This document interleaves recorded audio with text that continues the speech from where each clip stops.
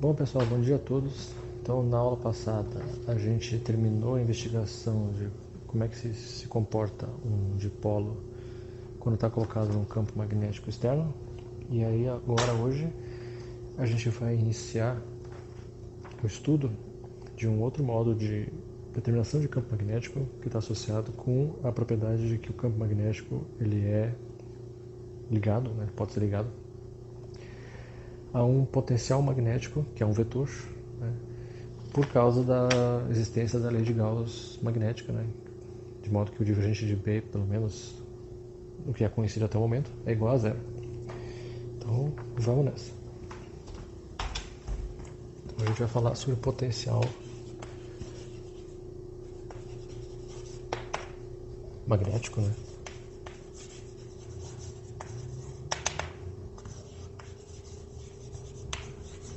Vetorial. Então, a questão é, como a gente tem a lei de Gauss, e pelo menos até o momento a gente tem que o divergente de B igual a zero em qualquer lugar, né?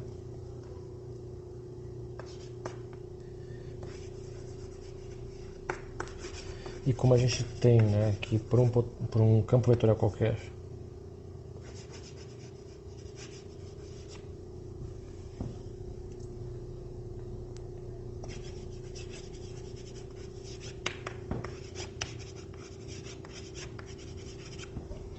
a gente tem que divergente, né, do rotacional de um campo vetorial qualquer é sempre zero, né?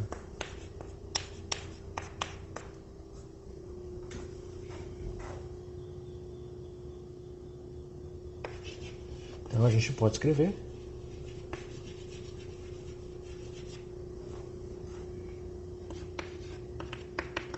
que B ele é o rotacional de um certo A, onde o A é o potencial magnético, né, vetorial.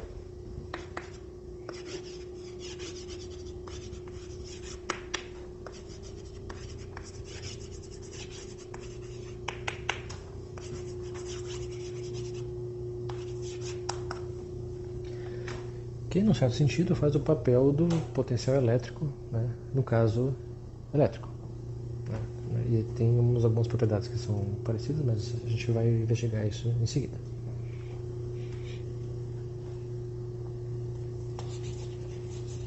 Aí, uma coisa importante, né, é que da lei de Ampère, né,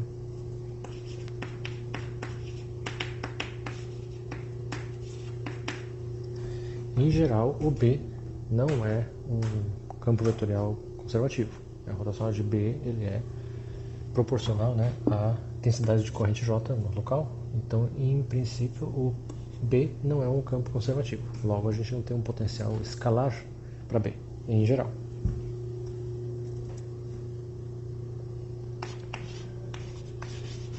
Aí, a gente gostaria de poder achar uma expressão para o A, né? Então, pensando na lei de Biot-Savart, e aí pensando na forma em relação ao volume da lei de Biot-Savart, né, a gente tem que B pode ser escrito com 1 zero sobre 4π, uma integral de volume,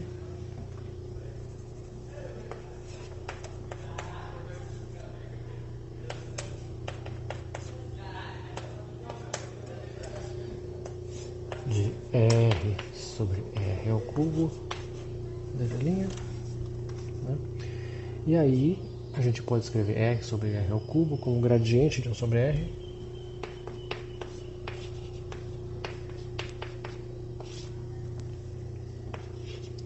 então J de R' vetorial gradiente de 1 sobre R, tá? Só que aí no caso é o menos gradiente, né? Então temos um menos lá para fora. E aí agora a gente quer desenvolver isso aí. Então desenvolvendo isso daí, para poder escrever isso de uma forma mais interessante.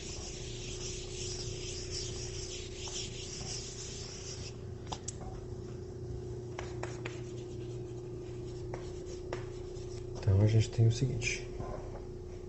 Aqui é 133. 133. Então a gente tem o seguinte. Vamos calcular o rotacional do seguinte vetor. J de R' sobre R. Então isso aqui desenvolve na seguinte forma. 1 sobre R rotacional do J, que é de R', mais o gradiente de 1 sobre R vetorial do J.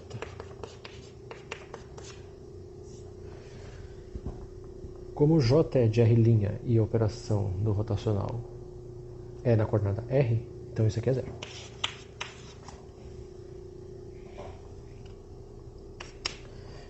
E produto vetorial a gente pode trocar a ordem.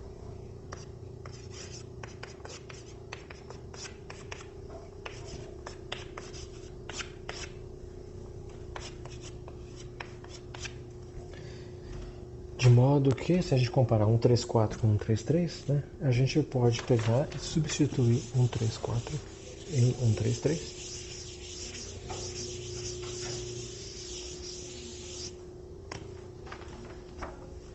E a gente acha o seguinte. Então,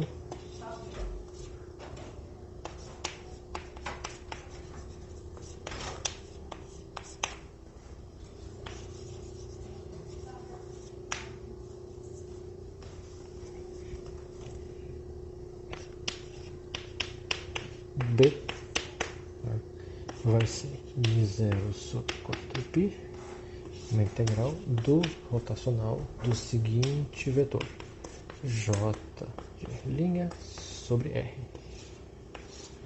integral no volume. E aí a gente pode pegar, como esse operador nabla, ele é em coordenadas R e a integral em coordenadas R', a gente pode tirar o operador nabla para fora e reescrever isso assim.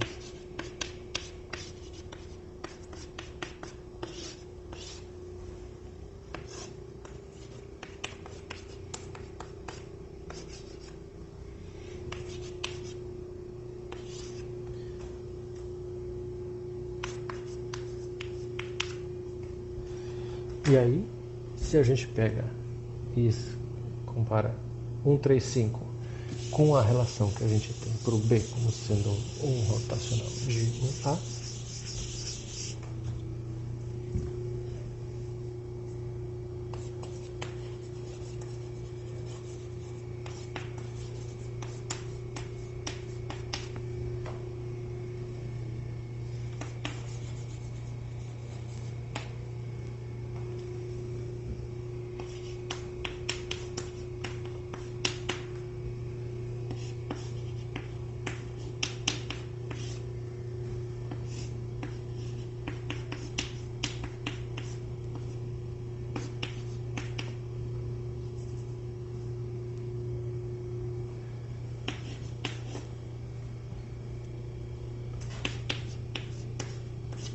então a gente consegue escrever, pelo menos formalmente, o A como sendo uma integral do J, e aí a gente pode comparar isso, né, só para a gente poder comparar com como é que fica no caso do potencial elétrico,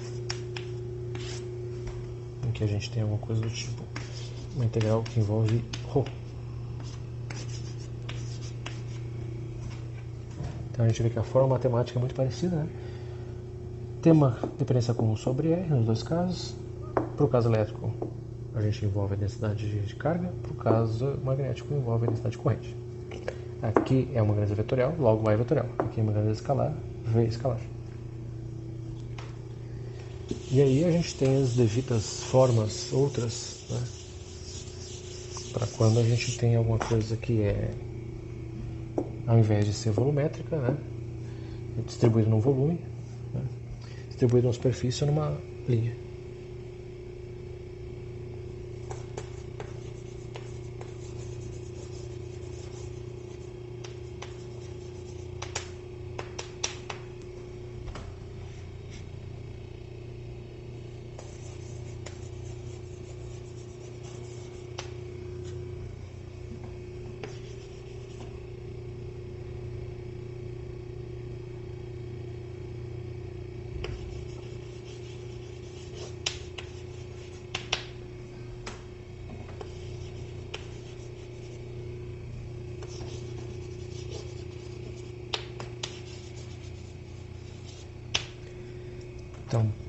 se a gente pensar nas devidas adaptações dessa expressão para a situação que a gente tem uma distribuição de corrente que acontece numa superfície ou numa linha, né?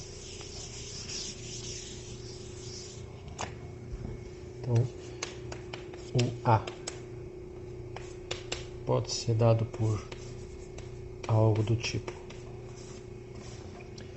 uma integração então numa superfície, né, do K de R' sobre R ds,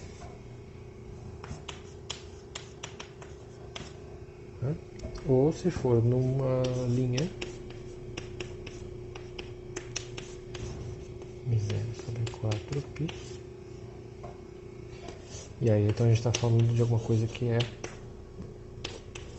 então numa linha, então corrente direta, né?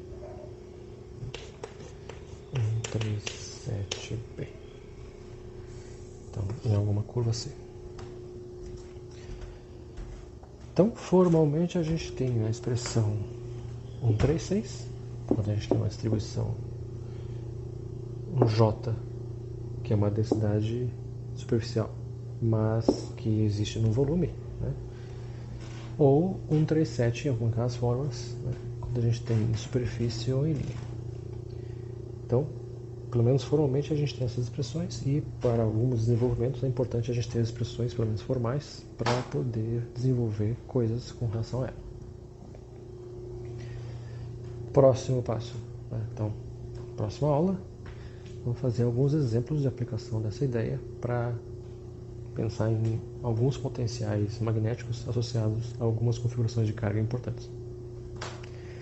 Então, pessoal, obrigado, né? Então, na próxima aula continuamos com esse assunto. Se gostou, dá um joinha, né? Curte o canal e até a próxima.